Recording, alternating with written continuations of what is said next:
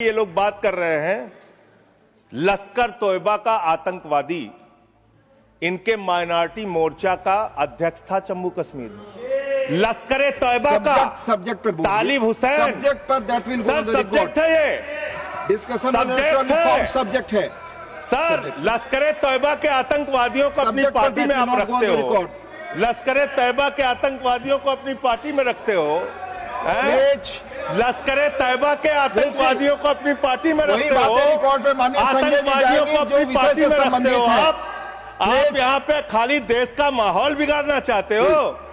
मान्यवर प्रधानमंत्री जी का आप बहुत गुणगान करते हैं।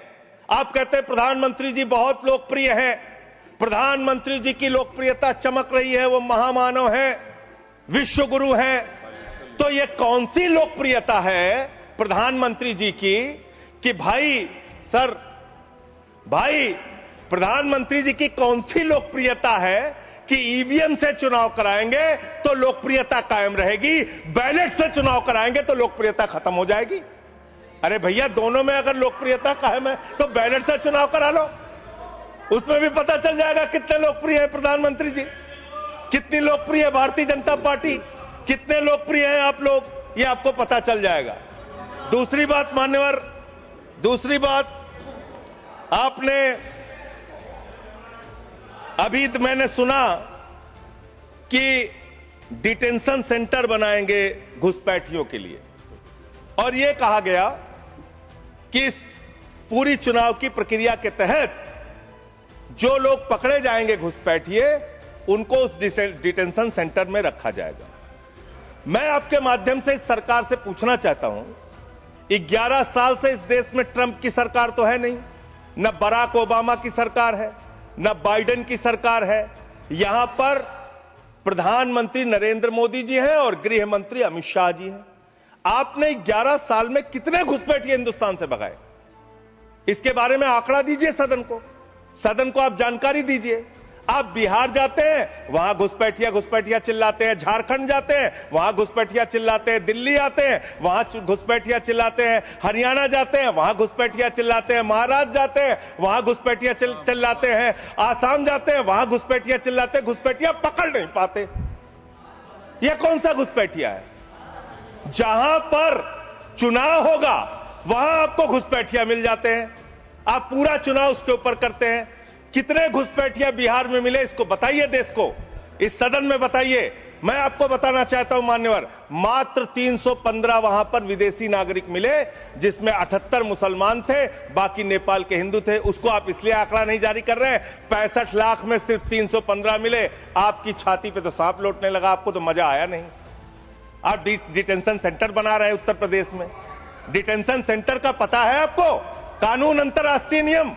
आपको स्कूल बनाने के लिए पैसा नहीं है, आपको अस्पताल बनाने के लिए पैसा नहीं है, मिड डे मील में आप बच्चों को नमक रोटी खिला रहे हैं, नौजवानों को रोजगार देने के लिए आपके पैसा नहीं है, खाद की बोरी देने के लिए पैसा नहीं है। आप कह रहे हैं आप अपनी सनक को पूरा करने के लिए डिटेंशन सेंटर बनाएंगे, जहां पे घुसपैठियों को रखेंगे, उनको फ्री बिजली, फ्री पानी, फ्री एजुकेशन, रहने का घर, सड़क, सब आप अपने पैसे से देंगे, देश की जनता के पैसे से देंगे। इसलिए मैं आपके माध्यम से सरकार को चेतावनी देना चाहता हूं, अगर कोई बांग्लादेशी मिले, कोई पाकिस्तानी मिले, कोई अफगानिस्तानी मिले, तो उसको उसके देश वापस भेज देना। हमारे पैसे से उनको यहां पे डिटेंशन सेंटर और घर बना के फ्री में बिजली, फ्री में पानी, फ्री में शिक्षा, फ्री में इलाज मत करना। और ज्यादा अगर आपको चिंता हो तो अपने घर के बाहर एक घर बना लेना, वहां रख लेना, अपने घर में रख लेना। हम लोगों का पैसा मत बर्बाद करो अपनी सनक के चक्कर में, अपने सनक के चक्कर में। दूसरी बात, सनक शब्द असंसदीय शब्द ना बोले। नहीं सर, सनक सर क्या क्या बोलते हैं ये लोग, किसको किसको गाली नहीं देते हैं। संसदीय शब्द ही बोल रहा है, और आपको भी बोलना है सर।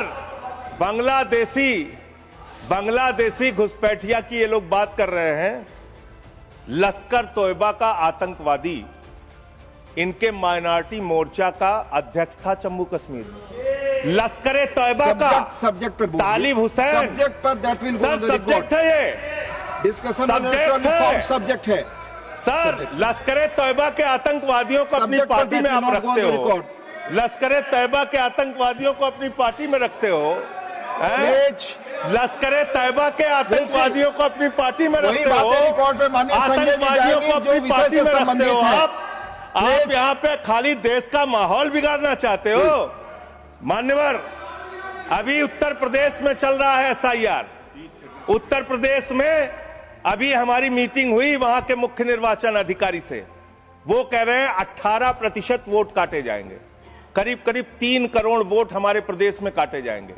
और कैसे काटे जा रहे हैं? प्लीज संजय जी आप इधर बोलिए, चेयर की तरफ।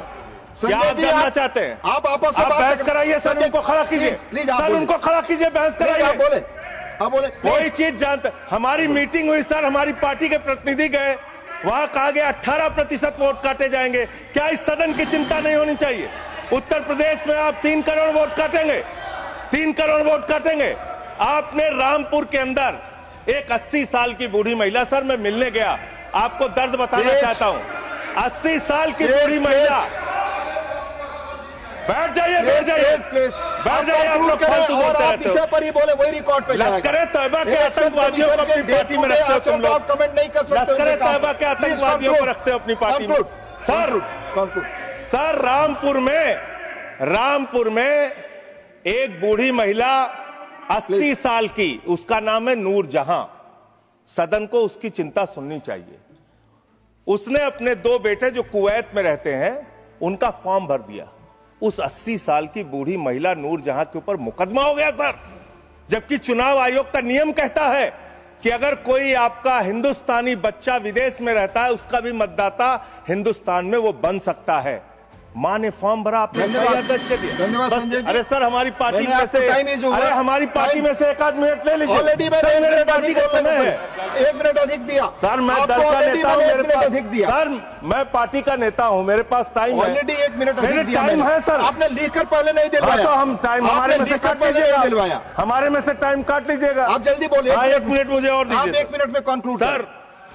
सर मैं अंत में यही कहना चाहता हूं, आपके इस जोर दबाव के चक्कर में हिंदुस्तान के 35 BLOs अब तक अपनी जान गंवा चुके हैं।